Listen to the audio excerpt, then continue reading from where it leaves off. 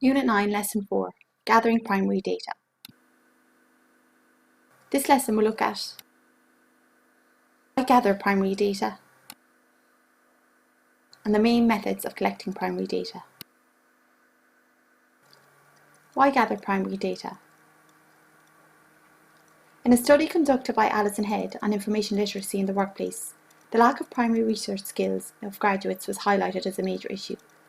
It was found that graduates rarely use techniques such as speaking to colleagues and examining internal sources. When you cannot obtain secondary information to satisfy a learning objective, you will need to create your own data. Primary sources encompass a broad range of materials. They include emails, letters or correspondence, speeches or interviews, surveys or polls, metrics, photographs, observation of a particular work area, or images, newspaper accounts, records of organisations or agencies, including governmental and international bodies, such as minutes of meetings, relics or artefacts like products, and audio or video recordings. Methods of gathering primary data.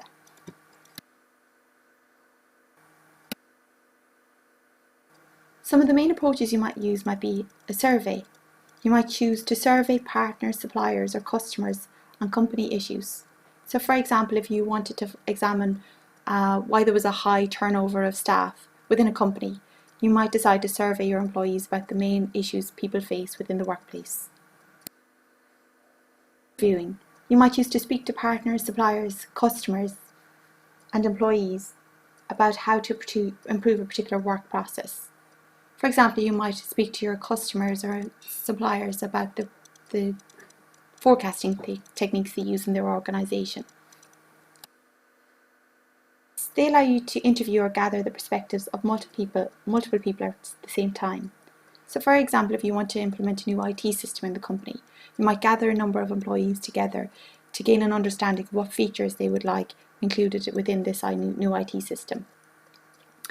Observation is also a method of collecting primary data.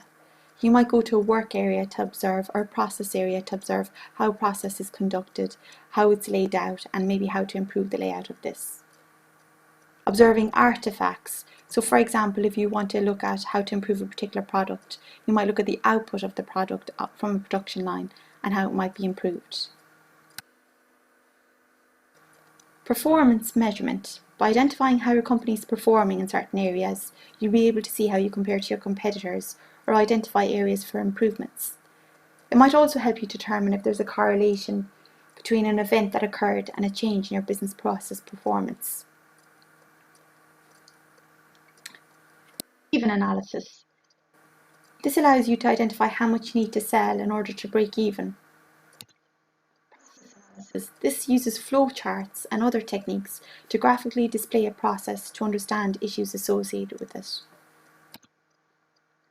Bottleneck analysis. This allows a company to understand what parts of the process are causing delays. This technique uses a Pareto analysis and principle known as the 80-20 rule to allow you to do 20% of the work to retain 80% of the business.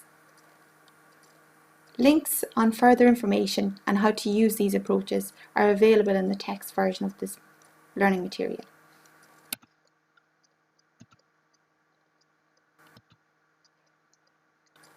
We'll now look at an example. Again, back to our cash flow problem. Our learning objective, examine best practices in forecasting. We saw that you might need to interview or survey customers and your suppliers on the forecasting approaches they use, the challenges they experience in forecasting, and the critical success factors they recommend to ensure accurate forecasting. Then you might decide to analyse the forecasting process of one of your competitors and measure the forecasting accuracy using a performance metric such as the mean absolute percentage error. This gives you an indication of how accurate their forecast is and whether they're successful or not. Once you've gathered enough information, you need to use this information from self-study to adjust your learning objectives and report back in the closing stages. Once you've gathered the data, you'll construct this information into a format that answers the learning objective. Again, back to our example of how to examine best practices in forecasting. You might have found the best approaches to forecasting are time series analysis techniques, namely exponential smoothing, time series analysis, and seasonality. This might be gathered from sources such as O'Brien 2014 and Blogs 2012. You might have found that most of your customers use seasonality forecasting. There are common periods of an increase in demand and decrease in demand which occur during similar time periods during the year. You might have found that the main challenges experienced by our customers are calculating a seasonality formula. And the critical success factors are choosing 2 to 3 seasonality formula over a 6-month period and calculating the error rate for each of these before deciding on one forecasting approach.